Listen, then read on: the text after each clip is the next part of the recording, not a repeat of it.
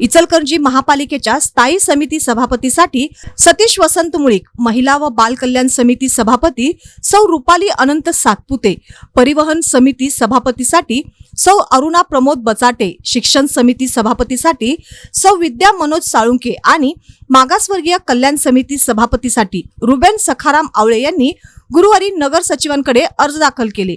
सोमवारी 9 मार्च रोजी होणाऱ्या विशेष सभेत या सर्वांची अधिकृतपणे निवडी जाहीर केल्या जाणार आहेत।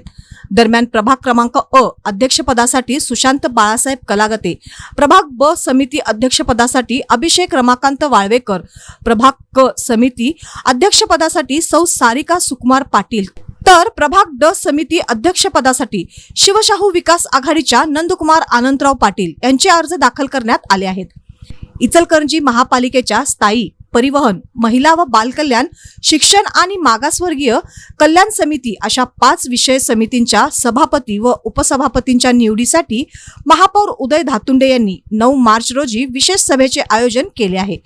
परिवहन समितीमध्ये 12 तर स्थायी महिला व बाल कल्याण आणि शिक्षण समितीमध्ये प्रत्येकी 16 सदस्यांची निवड करण्यात आली आहे।